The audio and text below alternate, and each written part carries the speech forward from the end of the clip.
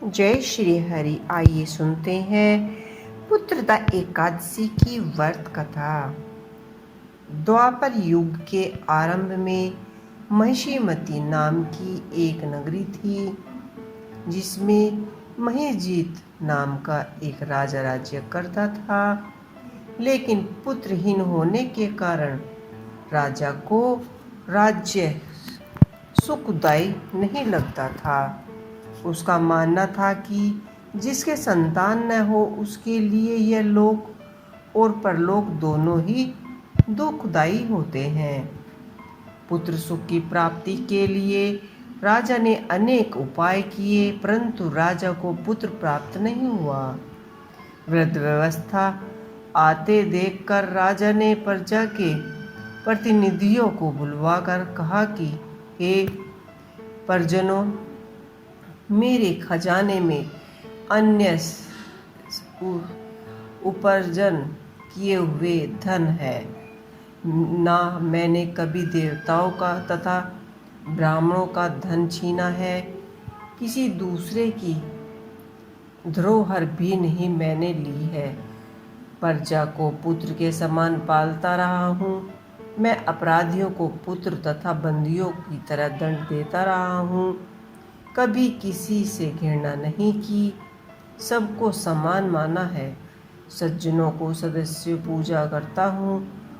इस प्रकार धर्मयुक्त राजा राज्य करते हुए मेरे पुत्र नहीं है, सो मैं अत्यंत दुखी पा रहा हूँ। इसका कारण क्या है?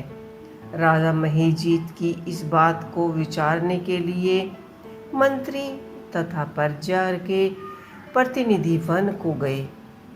वहाँ बड़े बड़े ऋषि मुनियों के दर्शन किए। राजा की उत्तम कामना की पूर्ति के लिए किसी श्रेष्ठ तपस्वी मुनि को देखते फिरते रहे।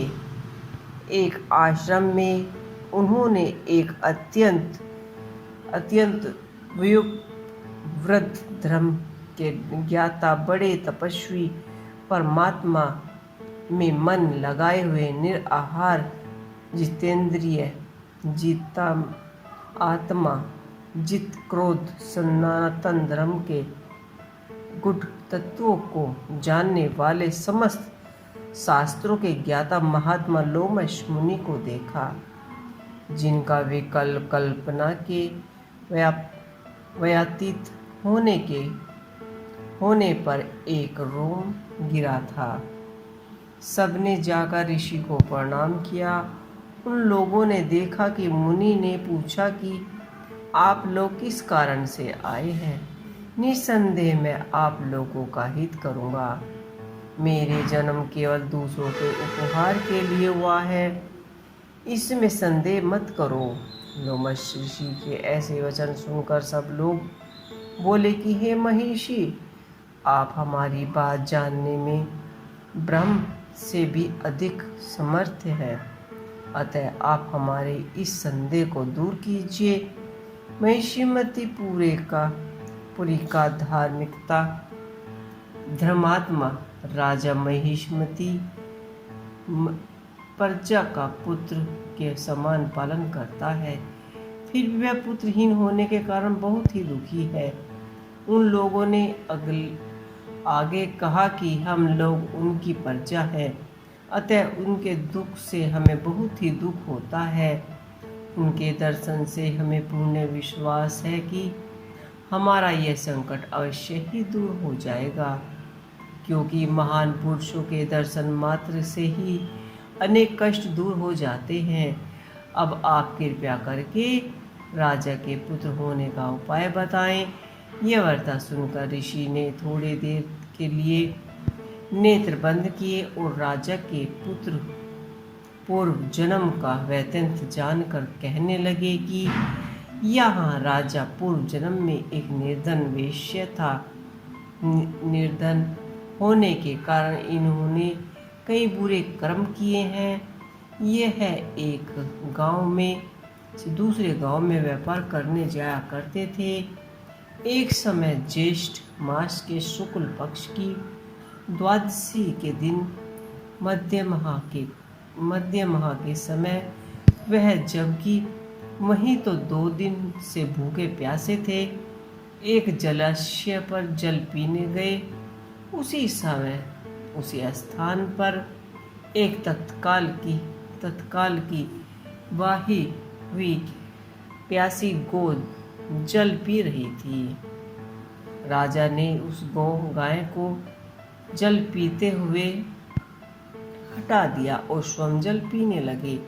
इसलिए राजा को यह दुख सहना पड़ा। इसलिए एकादशी के दिन भूखा रहने से वह राज्य हुआ और प्यासी गौ को जल पीते हुए हटाने के कारण पुत्र वियोग का दुख सहना पड़ रहा है। ऐसा सुनकर सब लोग कहने लगे कि हे ऋषि, शास्त्रों में पापों का प्रायश्चित भी लिखा है, अतः जिस प्रकार राजा का यह पाप नष्ट हो जाए, आप ऐसा कोई उपाय बताएं।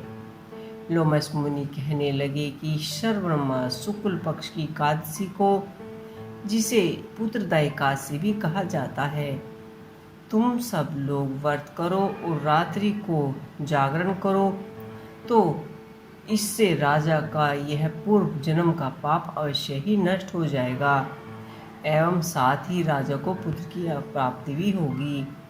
लोमस ऋषि के ऐसे वचन सुनकर मंत्री सहित सारी प्रजा नगर को वापस लौट आई और वह श्रवण शुक्ल एकादशी आई तो ऋषि की आज्ञानुसार सबने पुत्रदा एकादशी का व्रत और जागरण किया। इसके पश्चात द्वादशी के दिन उसके पुत्र का फल राजा को दिया। इस पुण्य के प्रभाव से रानी ने गर्भ धारण किया और प्रसव काल से रानी को एक पुत्र की प्राप्ति हुई। इसीलिए हे राजन, इस श्रवण शुक्ल पक्ष की एकादशी का नाम पुत्रदा एकादशी पड़ा। अतः संतान सुख की इच्छा हासिल करने वाले इस व्रत को अवश्य करे। इसके महत्व को सुनने से मनुष्य सब पापों से मुक्त हो जाता है और इस लोक में संतान सुख भोगकर परलोक में स्वर्ग की प्राप्ति होती है। जय श्री हरि, जय श्री हरि, जय श्री।